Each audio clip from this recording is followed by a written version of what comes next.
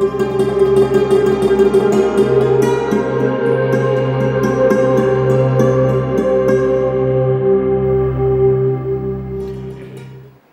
আলাইকুম ওয়া রাহমাতুল্লাহি ওয়া বারাকাতুহু নাহমাদুহু ওয়া নুসাল্লি আলা রাসূলিহিল কারীম আম্মা বা'দ। প্রিয় দর্শক মণ্ডলী, যেখান থেকে আমাদের সাথে যুক্ত হয়েছেন আপনাদের সকলকে জানাচ্ছি আন্তরিক মোবারকবাদ, প্রীতি এবং শুভেচ্ছা। সেই সাথে সাদর আমন্ত্রণ জানাচ্ছি আপনাদের প্রিয় চ্যানেল দেশ টিভির পর্দায় আপনাদের প্রিয় অনুষ্ঠান ইসলামী জীবন ও জিজ্ঞাসার আজকের এই পর্বে। দর্শক, আপনাদের সাথে আছি আমি মোহাম্মদ আল আমিন খান। প্রিয় দর্শক মণ্ডলী, ইসলামকে জানার জন্য, বোঝার জন্য এবং মানার জন্য দেশ টিভি আয়োজন করেছে চমৎকারী আয়োজন ইসলামী জীবন ও জিজ্ঞাসা অনুষ্ঠান। দর্শক, আপনারা আমাদের কাছে ইসলামিক যে কোনো প্রশ্ন করতে পারেন। প্রশ্ন করতে চাইলে আপনার টিভি সেটের স্ক্রিনে যে নাম্বারটি দেখতে পাচ্ছেন উক্ত নাম্বারে ফোন করে আমাদেরকে প্রশ্ন করুন। আজ আমাদের সাথে মেহমান হিসেবে উপস্থিত আছেন বাংলাদেশের প্রখ্যাত আলেম দ্বীন, বিশিষ্ট ইসলামী চিন্তাবিদ এবং মিডিয়া ব্যক্তিত্ব মোহতারাম হাফেজ মাওলানা নাজির মাহমুদ, সম্মানিত সিনিয়র ইমাম ও খতিব, ঢাকা বিশ্ববিদ্যালয় জামে মসজিদ। আসসালামু আলাইকুম ওয়া রাহমাতুল্লাহি ওয়া বারাকাতুহু। ওয়ালাইকুম আসসালাম ওয়া রাহমাতুল্লাহ। সাহেব কেমন আছেন? আলহামদুলিল্লাহ, আপনি কেমন আছেন? আলহামদুলিল্লাহ, আল্লাহ তাআলা আমাকেও ভালো রেখেছেন। ইসলামী জীবন ও জিজ্ঞাসা অনুষ্ঠানের পক্ষ থেকে আপনাকে আন্তরিক মোবারকবাদ। জি, আপনাকে অভিনন্দন। দর্শক মণ্ডলী, আজকে আমরা আলোচনা করব আমাদের বিশ্বনবী মুহাম্মদুর রাসূলুল্লাহ সাল্লাল্লাহু আলাইহি সাল্লাতু ওয়াসসালাম, যার অনুসরণ করা আল্লাহ পাক আমাদের জন্য ফরজ করে দিয়েছেন। আল্লাহ সুবহানাহু ওয়া তাআলা মহাগ্রন্থ আল কুরআনুল কারীমের মধ্যে বলেছেন, লাকাদ কানা লাকুম ফি রাসূলিল্লাহি উসওয়াতুন হাসানাহ, তোমাদের জন্য সর্বোত্তম আদর্শ সেটা হলো আমাদের প্রিয় নবীর চরিত্র। প্রিয় দর্শক মণ্ডলী, আমাদের প্রিয় নবী মুহাম্মদ রাসূলুল্লাহ সাল্লাল্লাহু আলাইহি সাল্লাতু ওয়াসসালাম, তিনি এমন একজন মানুষ ছিলেন যার জীবনকে অনুসরণ করা এবং জীবনের প্রত্যেকটি সাইড অনুসরণ করা আমাদের জন্য একান্ত জরুরি। রাসূলের আনুগত্য করার আদেশ নিষেধ এবং সেই ব্যাপারগুলো বিস্তারিত আলোচনা করব আজকের সুন্দর অনুষ্ঠানের মাধ্যমে ইনশাআল্লাহ তাআলা। শেখ, প্রথমে আপনার কাছে জানতে চাচ্ছি, রাসূল পাক সাল্লাল্লাহু আলাইহি ওয়াসাল্লাম তাকে অনুসরণ করার ব্যাপারে মহাগ্রন্থ আল কুরআনুল কারীম এবং হাদিস শরীফের মধ্যে কি কি উল্লেখ করা হয়েছে? আলহামদুলিল্লাহি ওয়া কাফা ওয়া সালামুন আলা ইবাদিহিল্লাযীনা ইসতাফা বা'দ। ফাকাদ ক্বালা আল্লাহু তাআলা ফিত তানজিলিল আজিজ ওয়া ফুরকানিহিল কাদীম, আউযু বিল্লাহি মিনাশ শাইতানির রাজীম, বিসমিল্লাহির রহমানির রহিম, ওয়া মা আতাকুমুর রাসূলু ফাখুযুহু ওয়া মা নাহাকুম আনহু ফান্তাহু, সাদাকাল্লাহুল আযীম। আপনাকে আন্তরিক অভিনন্দন জানাচ্ছি যে অত্যন্ত গুরুত্বপূর্ণ একটি বিষয়ের আপনি অবতারণা করেছেন। কারণ আমরা এই রবিউল আউয়াল মাস আসলে আমরা শুধুমাত্র মিলাদ, কিয়াম, জলসে জুলুস ইত্যাদি ইত্যাদি আনুষ্ঠানিকতার মধ্যে সেমিনার সিম্পোজিয়াম নিয়ে ব্যস্ত থাকি, কিন্তু রসুল পাক সাল্লাল্লাহু আলাইহি ওয়াসাল্লাম যে আদর্শ নিয়ে আমাদের মাঝে আসলেন, সে আদর্শকে যে আমাদের জীবনে বাস্তবায়ন করতে হবে, পরিপূর্ণভাবে অনুসরণ করতে হবে, এ ব্যাপারে আমরা আসলে গাফেল হয়ে যাই।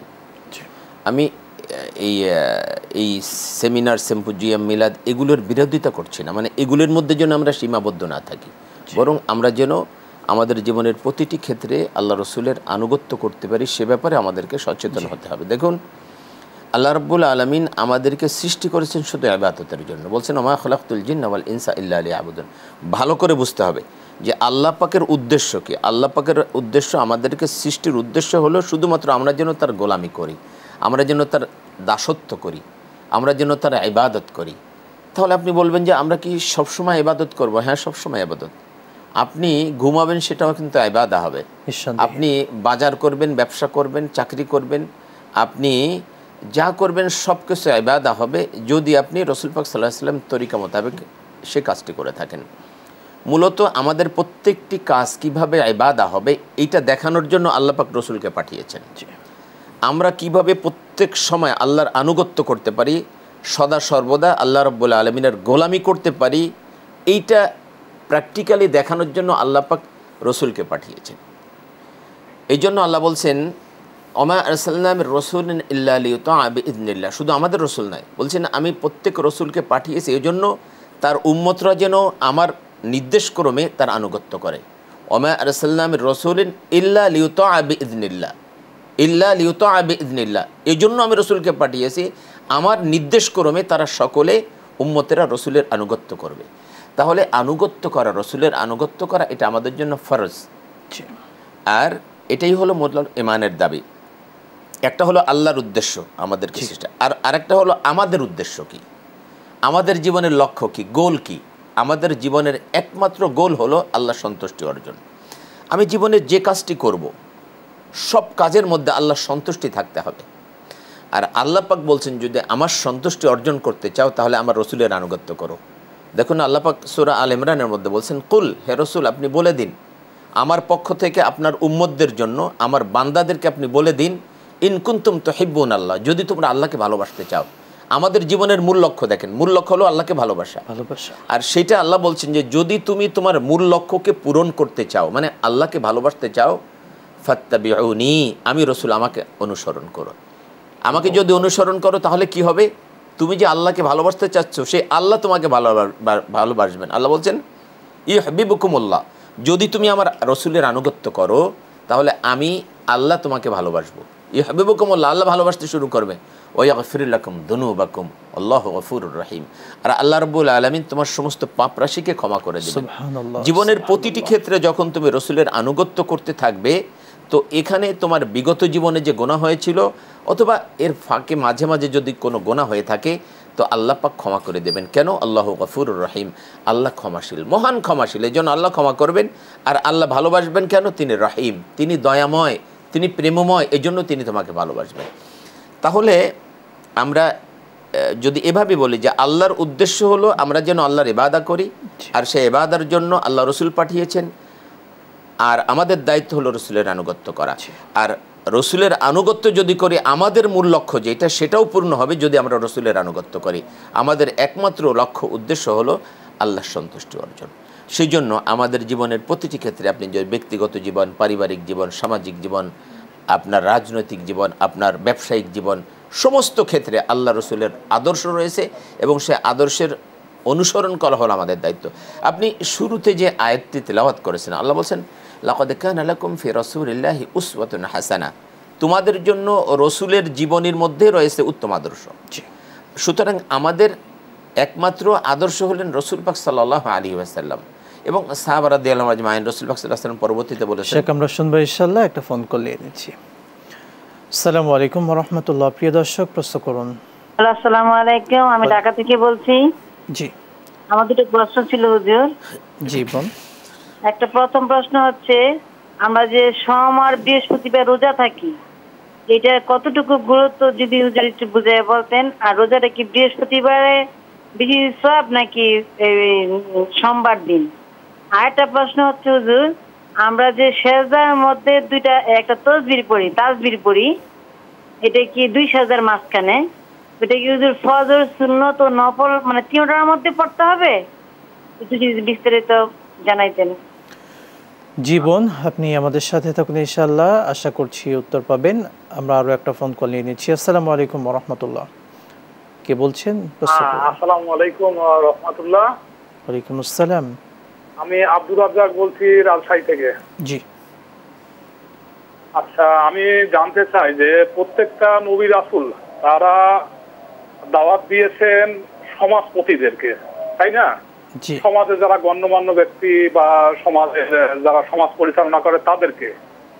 কিন্তু বর্তমান যে তাবলীগের দাওয়াত দেওয়া হচ্ছে, শুধু সাধারণ মানুষের কাছে। এখন শিল্পপতি, সমাজপতি বা সমাজের গণ্যমান্য মানুষের কাছে তাবলীগের দাওয়াত কিন্তু দেওয়া হচ্ছে না। এই বিষয়টা একটু ব্যাখ্যা করলে উপকৃত হতাম। জি প্রিয় ভাই, ইনশাআল্লাহ আমাদের সাথেই থাকুন, আশা করছি উত্তর পেয়ে যাবেন। আমরা আরো একটা ফোন কল নিয়ে নিচ্ছি। আসসালামু আলাইকুম ওয়া রাহমাতুল্লাহ। ওয়ালাইকুম আসসালাম। আসসালামু আলাইকুম, আমি জাহানারা পারভিন, নেত্রকোনা মোহনগঞ্জ থেকে। হ্যালো, প্রশ্ন করুন বোন। আমার প্রশ্ন হচ্ছে, স্বামী স্ত্রী পাশাপাশি বসে নামাজ পড়া যায় কিনা?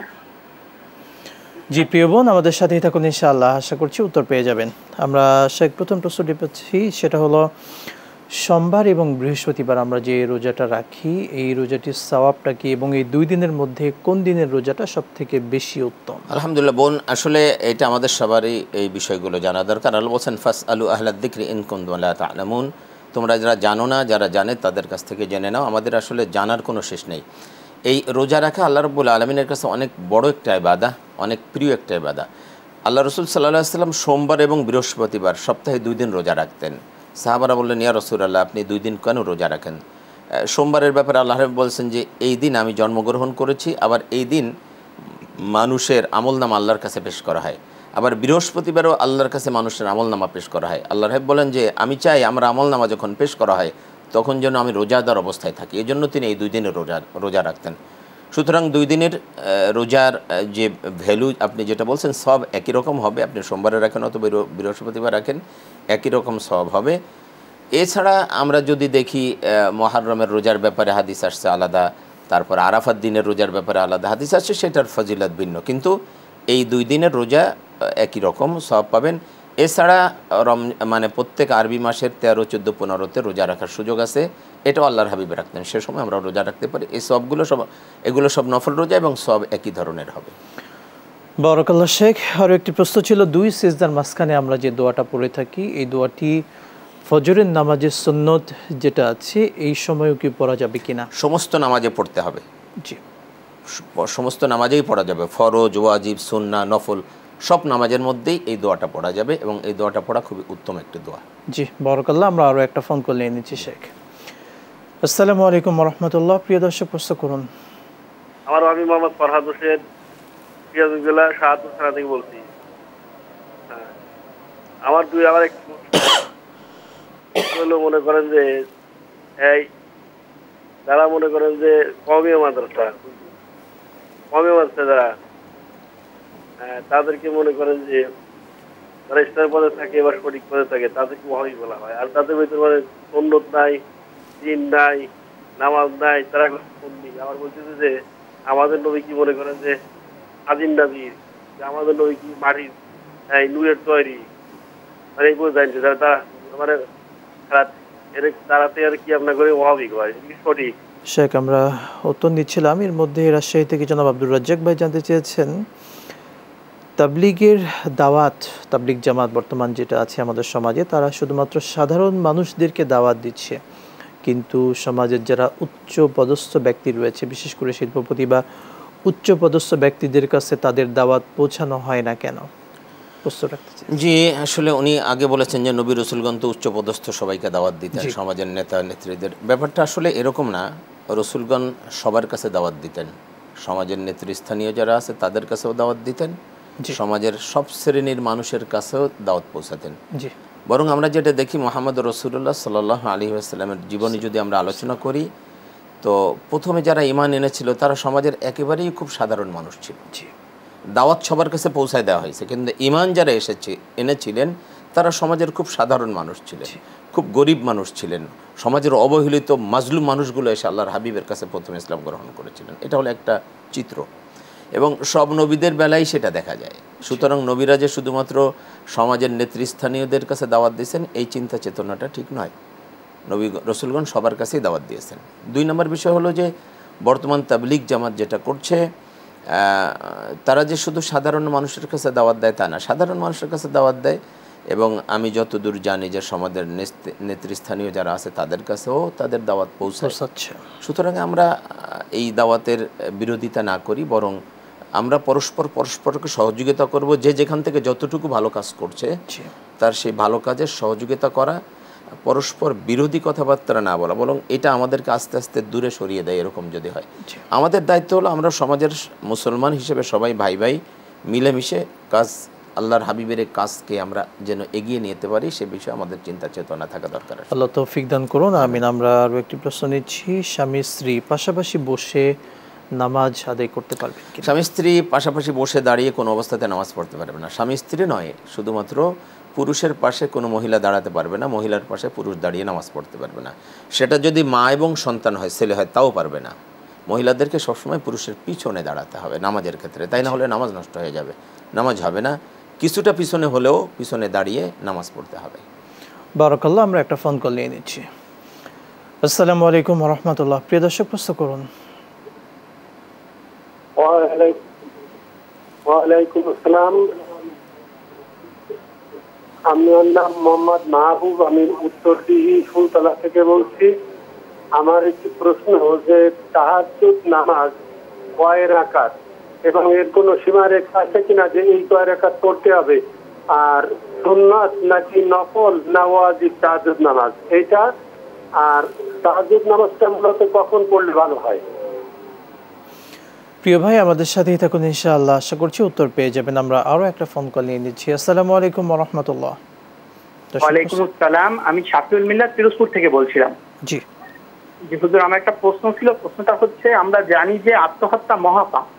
এখন এখানে কোনো ব্যক্তি যদি আত্মহত্যা করে, তার জানাজা পড়া এবং পড়ানো এটা কি জায়েজ আছে কিনা, মানে এবং সে কি জান্নাতে যাবে কিনা? প্রিয় ভাই, ইনশাআল্লাহ আমাদের সাথেই থাকুন, আশা করছি উত্তর পেয়ে যাবেন। বারাকাল্লাহু ফি হায়াতিক। শেখ, আমরা অনেকগুলো প্রশ্ন নিয়েছি। এর মধ্যে প্রশ্ন ছিল যে সমাজে একদল মানুষকে দেখা যায় যারা নামাজ পড়ছে না, বরং তারা নিজেদেরকে সুন্নি দাবি করছে। সেই সঙ্গে তারা আবার যারা নামাজ পড়ছে, যারা আলেম, প্রকৃত আলেম, বিশেষ করে তিনি উল্লেখ করেছেন কওমি মাদ্রাসা পড়ুয়া যারা আছেন তাদেরকে ওয়াহাবি বলছে। এই যে ব্যাপারগুলো সমাজে দেখা যায়, কিছু এক শ্রেণীর মানুষ রয়েছে, আসলে ইসলাম কি বলছে প্রকৃত অবস্থানটা? আজকে যে আমরা আলোচনা করছিলাম সেটা আসলে এর সাথে রিলেটেড, যে আল্লাহ রসুল সাল্লাহ সাল্লামের জীবদ্দশায় কি কখনো তিনি নামাজ ছেড়ে দিয়েছেন? আল্লাহ হাবিব সাল্লাহ সাল্লাম সবচেয়ে গুরুত্ব সহকারে যে কথাটি বলেছেন, আল্লাহ যে কথাটি বলেছেন, ঈমান আনার পরেই যে দায়িত্ব একজন মানুষের, সেটা হলো নামাজ পড়া। দেখুন, এই যে এখন আসরের রক্ত প্রায় মাগরিবের কাছাকাছি চলে আসে, এই মুহূর্তে যদি কেউ ঈমান আনে তাহলে তার প্রথম দায়িত্ব হবে মাগরিবের নামাজ পড়া। সুতরাং নামাজ যদি কেউ না পড়ে, একটা হাদিস খুব জরুরি বলা দরকার। রাসূলুল্লাহ সাল্লাল্লাহু আলাইহি ওয়াসাল্লাম বলেছেন, মান তারাকা সালাতা মুতাআম্মিদান ফাকাদ কাফার। যে ব্যক্তি ইচ্ছাকৃত নামাজ ছেড়ে দিল সে কুফরি করলো। সুতরাং যে ব্যক্তি নামাজ পড়ে না সে নিজেকে সুন্নি দাবি করে কিভাবে, এটা আমার মাথায় আসে না। সে তো মুসলমান কিনা এই ব্যাপারেও হাদিসে বিভিন্ন উলামায়ে কেরাম এ ব্যাপারে মতভেদ করেছেন। এই যে এই হাদিসের আলোকে অনেক ইমাম বলেছেন যে সে কাফের হয়ে গিয়েছে, যে নামাজ ছেড়ে দিল। আমাদের ইমাম আবু হানিফা রাহমাতুল্লাহ আলাইহি তিনি বলছেন যে কাফের হলো না, সে কুফরি করলো। কুফরি করবে কিন্তু কাফের হলো না, সরাসরি কাফের বলা যাবে না। তবে নামাজকে যদি কেউ অস্বীকার করে তাহলে সে কাফের হয়ে যাবে। বাট নামাজ যে পড়ছে না সে কুফরি করছে, যতবার নামাজ ছেড়ে দিচ্ছে প্রত্যেকবার কুফরি করছে, ফাসিকি করছে। সুতরাং নামাজ ছেড়ে দেওয়াটা, যে ব্যক্তি নামাজই পড়ছে না সে আরেকজন নিজেকে সুন্নি বলছে, আবার আরেকজনকে ওহাবি বলছে, এগুলো খুবই দুঃখজনক বিষয়। দ্বিতীয় যে বিষয়টা সেটা হলো যে আমরা আজকে যদি দেখেন যে আল্লাহ পাক কোরআনুল কারীমের মধ্যে সে কথা বলেছেন, ঈমান আনার পরেই নামাজের কথা বলছেন, ঈমান আনার পরেই নামাজের কথা বলছেন। সুতরাং নামাজ অত্যন্ত গুরুত্বপূর্ণ একটি বিষয়, আমরা যেন এ ব্যাপারে সতর্ক হই। দ্বিতীয়, এই যে কথাটা আরেকজনকে ওহাবি বলা, অমুক বলে, এগুলো থেকে বিরত থাকা খুব জরুরি। আমি একটু আগেও বলছিলাম, এই দলাদলি এই কারণে কিন্তু আমরা অনেক পিছনে পড়ে যাচ্ছি। আজকে মুসলমানদের এই দ্বিধাদ্বন্দ্বের কারণে তারা আজকে অনেক পিছনে পড়ে গেছে। অথচ আল্লাহ বলছেন, ওয়াতাসিমু বিহাবলিল্লাহি জামিআ ওয়া লা তাফাররাকু, তোমরা আল্লাহর রজ্জুকে ঐক্যবদ্ধভাবে ধারণ করো, তোমরা পৃথক হয়ে যাও না। অথচ আমরা ছোটোখাটো বিষয়গুলো নিয়ে এখন পৃথক হয়ে যাচ্ছি। আমাদের মধ্যে ঐক্য নাই, আমাদের মধ্যে শুধু দ্বিধা। একজনের সাথে মানে এক ছোট্ট একটি বিষয় নিয়ে আপনার সাথে আমার মতভেদ হলো, ব্যাস আপনাকে আমি হিংসা করতে শুরু করে দিলাম, আপনাকে আমি মুসলমানের খাতায় রাখছি না, আমি মানে নির্দ্বিধায় একজন আরেকজনকে কাফের ফাসেক বলে দিচ্ছে। অথচ এটা খুবই দোষণীয় একটি বিষয়। কিভাবে আপনি এটা ডিসাইড করতেছেন? সুতরাং এইভাবে না বলা এটা আমাদের জন্য খুবই ক্ষতিকর একটি বিষয়। আমরা যেন এটা না বলি, বরং নিজে কিভাবে চলছি সেটা আগে বিবেচনা করি। আমি সঠিক পথে আছি কিনা, আমার রসুল কিভাবে জীবনযাপন করেছেন আমি সেটা ঠিক মতো করছি কিনা, সেটা আগে আমাদের দেখা উচিত। বারাকাল্লাহু ফি হায়াতিক। আমরা আরও একটি প্রশ্ন নিয়েছিলাম, তাহাজ্জুদের নামাজ এটা কত রাকাত বা কত রাকাত পর্যন্ত এটা পড়া যায়, সেই সাথে এটা সময়সীমা, এবং এটি কি সুন্নত নাকি নফল? জি, তাহাজ্জুদ নামাজ সুন্নাতে জায়েদা, এটা পড়া জরুরি নয়, তবে পড়লে সওয়াব অনেক বেশি। আর এটা আল্লাহর হাবিব সাল্লাল্লাহু আলাইহি সাল্লাম বলছেন, আয়েশা রাদিয়াল্লাহু আনহা থেকে বর্ণিত যে হাদিসটি, আল্লাহর হাবিব সাল্লাল্লাহু আলাইহি সাল্লাম এই আমলটি করতেন। আয়েশা রাদিয়াল্লাহু আনহা বলছেন যে আল্লাহর হাবিব সাল্লাল্লাহু আলাইহি সাল্লাম রাতেরই নামাজ 11 রাকাত পড়তেন, মানে 8 রাকাত তাহাজ্জুদ এবং 3 রাকাত বিতর। এটা তিনি সবসময় এই আমলটা সারা বছরে আমলটি করতেন। আল্লাহর হাবিবের জন্য এটা খুব গুরুত্বপূর্ণ ছিল নামাজটি। আল্লাহ পাক বলছেন, ফাতাহাজ্জাদ বিহি নাফিলাতাল লাক, এই তাহাজ্জুদ এখন তোমাদের উপর অতিরিক্ত, তোমরা পড়লে সওয়াব পাবে, না পড়লে সওয়াব পাবে না। কেউ এই অতিরিক্তের ব্যাপারে বলছেন যে এটা রসুলের উপর অতিরিক্ত একটা ওয়াজিব ছিল। আমাদের উপরে তো ওয়াজিব আছেন, কিন্তু রসুলের জন্য খাস এটা অতিরিক্ত একটা ওয়াজিব ছিল। আল্লাহ হাবিব সবসময় আমলটি করতেন। এবং এক হাদিসে আসছে, আল্লাহ রসুল সাল্লাল্লাহু আলাইহি ওয়াসাল্লাম বলছেন যে আফদলুস সিয়ামি বা'দা রমাদান শাহরুল্লাহিল মুহাররম ওয়া আফদলুস সালাতি বা'দাল ফরিদাতি সালাতুল লাইল, রমজানের পরে সর্বোত্তম রোজা, আল্লাহর কাছে সবচেয়ে প্রিয় রোজা হলো মুহররমের রোজাটি, আশুরার রোজা, আর ফরজ সালাতের পরে আল্লাহর কাছে সবচেয়ে প্রিয় সালাত হলো তাহাজ্জুদের সালাত। সুতরাং এটা নফল হলেও তার গুরুত্ব অনেক বেশি। আল্লাহ নৈকট্য লাভের জন্য এটার বিকল্প আমল খুব কমই আছে। এই জন্য আমরা যেন তাহাজ্জুদ গুজার হতে পারি সে ব্যাপারে আমাদেরকে সতর্ক থাকতে হবে। এটার সময়সীমা হলো, তাহাজ্জুদটা মূলত আমরা যখন খাওয়া দাওয়া করে ঘুমাই, এক ঘুম পরে উঠে রাত এই যে 3টা, 3:30, 4টার দিকে যে সময়টা, এইটা হলো মূলত সময়। এই সময়টা হলো তাহাজ্জুদের সময়। এই সময়টা যদি আমরা উঠে পড়তে পারি সেটা সর্বোত্তম। তবে কেউ যদি এই সময় উঠতে না পারে তাহলে ঘুমানোর আগে যদি সে 4 রাকাত 8 রাকাত নামাজ পড়ে ঘুমায় সেটাও তাহাজ্জুদের মধ্যে গণ্য হবে। এতটুকুও ছাড় দেওয়া হয়েছে। তা আমরা সেই আমলটা অন্তত করতে পারি যে ঘুমানোর আগে যেন আমি 4 রাকাত 8 রাকাত যতটুকু পারি এই নামাজ পড়ে যেন ঘুমাতে যায়। এটা আল্লাহর কাছে আল্লাহ তৌফিক দান করুন, আমিন, বারাকাল্লাহ। সেই সাথে আর একটি প্রশ্ন আসছিল, আত্মহত্যাকারী ব্যক্তি সে কি জাহান্নামে যাবে নাকি তার জানাজা পড়া যাবে কিনা?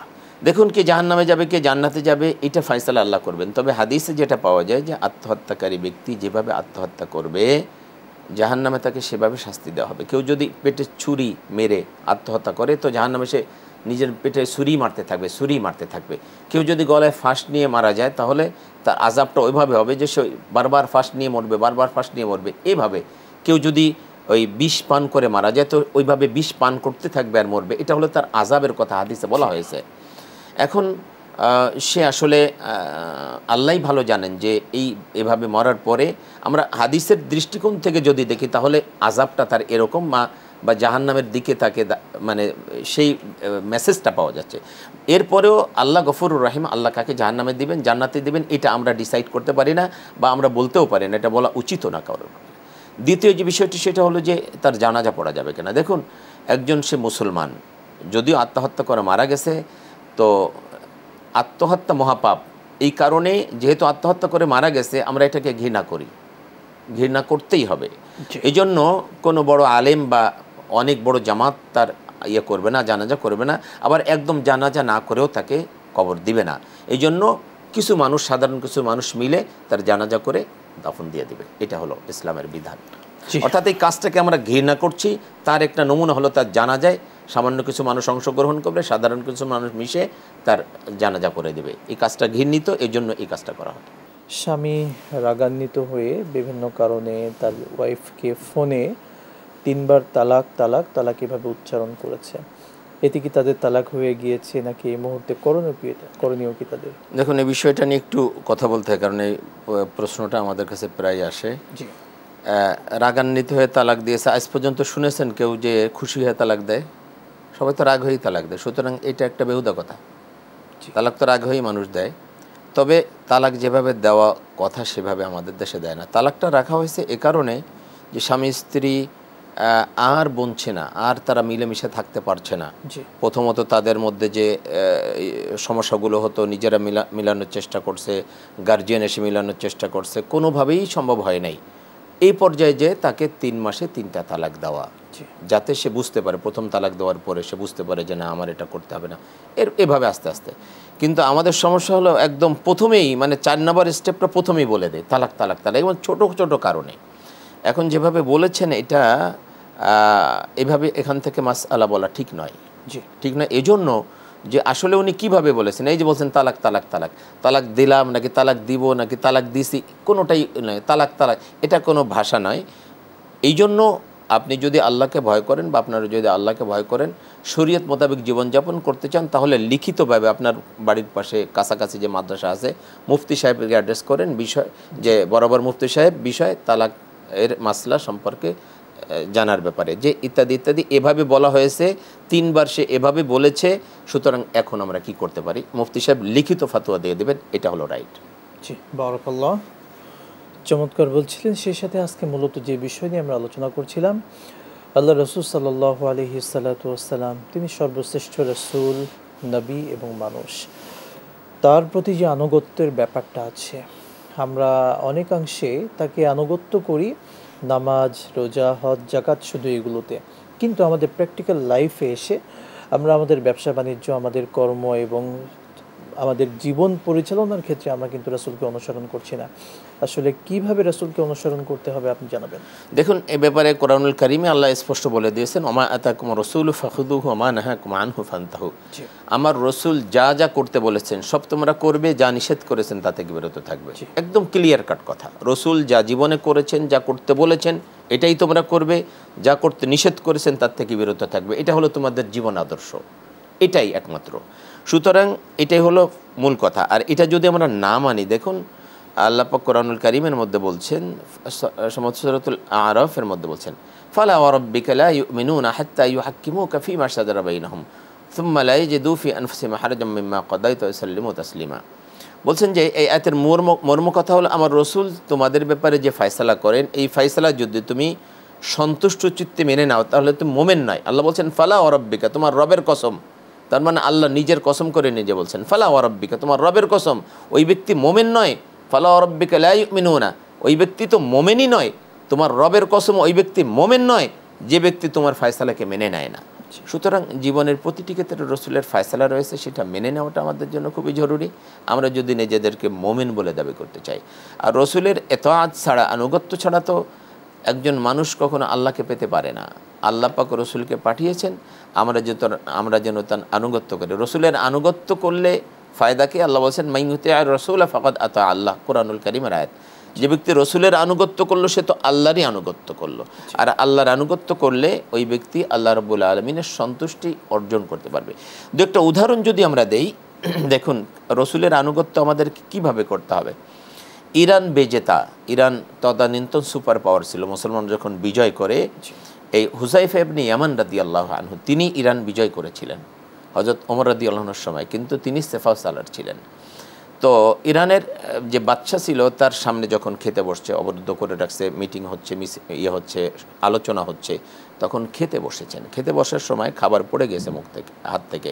উনি সেই খাবার মানে কুড়িয়ে খাচ্ছিলেন। তো পাশের একজন বললে যে হযরত আপনি কি করছেন, এটা তো পৃথিবীর সুপার পাওয়ার, আপনি যদি এখানে খাবার কুড়িয়ে খান তাহলে এরা আপনাকে ফকির মনে করবে। তখন উনি কি বলছেন শোনেন, উনি বলছেন যে আল্লাহর কসম, দুনিয়ার সমস্ত মানুষ যদি আমার উপরে অসন্তুষ্ট হয় তো আমি রসুলের একটা সুন্নাত আমি ছেড়ে দিতে পারবো। রসুলের সুন্নাত হলো খাবার পড়ে গেছে সেখান থেকে ওইটা তুলে খাওয়া, এটা হলো সুন্নাহ। সুতরাং দুনিয়ার কি মানুষ কি মনে করলো তাতে আমার কিচ্ছু যায় আসে না। আমার কাজ হলো রসুলের আনুগত্য করা, রসুলের সুন্নাতের ইত্তেবা করা। এটা হলো মূলত। ওমর রাদিয়াল্লাহু আনহু কি বলছেন, ওমর রাদিয়াল্লাহু আনহু বাইতুল্লাহর তওয়াফ করতেছিলেন, তেন থেকে হাজরে আসওয়াদের দিকে তাকিয়ে বলছেন, হে হাজরে আসওয়াদ, আমি জানি তুমি মানুষের উপকার করার, ক্ষতি করার কোনো ক্ষমতা রাখো না। আল্লাহর হাবিব তোমাকে চুমু দিয়েছেন, সম্মান করেছেন, তাই আমিও তোমাকে চুমু দেই, সম্মান করি। আল্লাহু আকবার। এখানে দুইটা তিনটা বিষয়। এক হলো আল্লাহর হাবিবের আনুগত্য তারা কিভাবে করতেন, এবং এটা হলো ক্ষতি এবং উপকার শুধু আল্লাহই করতে পারেন, অন্য কেউ করতে পারে না। এই হলো এইটার ঘোষণা। আপনি দেখেন আব্দুল্লাহ ইবনে মাসউদ রাদিয়াল্লাহু আনহু, একদিন আল্লাহর হাবিব জুমার খুতবা দিচ্ছেন, আব্দুল্লাহ ইবনে মাসউদ রাদিয়াল্লাহু আনহু আসতেছিলেন। হঠাৎ আল্লাহর হাবিব বললেন, দেখেন আমরা বক্তৃতা দিলে বা জুমার খুতবা দিলে কিছু মানুষ বসে আসে, কিছু মানুষ দাঁড়িয়ে আসে, তাই না? তো আল্লাহর হাবিব বললেন, এজলেস, বসো, সবাই বসে পড়ো। অনেক দূর থেকে ইবনে মাসউদ কিন্তু তখন রাস্তায়, উনি শুনলেন যে এজলেস, উনি সাথে সাথে রাস্তার মধ্যে বসে পড়ছেন। তখন একজন বলছে, আরেক সাহেব বলছেন, এই ইবনে মাসউদ, আব্দুল্লাহ মাসউদ তোমাকে তো বসতে বলে না, যারা ওইখানে কাছে দাঁড়িয়ে আছে তাদেরকে বসতে বলেছে। বলে যে আমি যে কথাটা বুঝি নাই তা না, আল্লাহর হাবিব কাদেরকে বসতে বলেছেন ওটা আমিও বুঝতে পেরেছি, কিন্তু আল্লাহর হাবিব যে কথা বলেছেন এজলেস, বসো, এটা শোনার পরে আমি আর রাস্তার মধ্যে দাঁড়িয়ে থাকতে পারি না, বসে পড়েছি। আসলে আজকের আলোচনা থেকে এটাই প্রমাণ হয় যে আল্লাহ রাসূল সাল্লাল্লাহু আলাইহি ওয়াসাল্লামকে অনুসরণ করা, তার আনুগত্য করা, এটা আমাদের জন্য প্রত্যেকটি ধাপে, প্রত্যেকটি স্টেপে একেবারে খুবই গুরুত্বপূর্ণ। এটাই আমাদের একান্ত আবশ্যক। মুক্তির একমাত্র রাস্তা, মুক্তির একমাত্র রাস্তা হলো আল্লাহর হাবিবের আনুগত্য করা। আল্লাহ পাক সেই তৌফিক আমাদের সকলকে দান করুন। আল্লাহুম্মা আমিন। শেখ, আপনাকে অসংখ্য ধন্যবাদ। বারাকাল্লাহু ফি হায়াত। জি, আপনাকে ধন্যবাদ। দেশ টিভির দর্শক শ্রোতাদেরকে ধন্যবাদ জানাচ্ছি।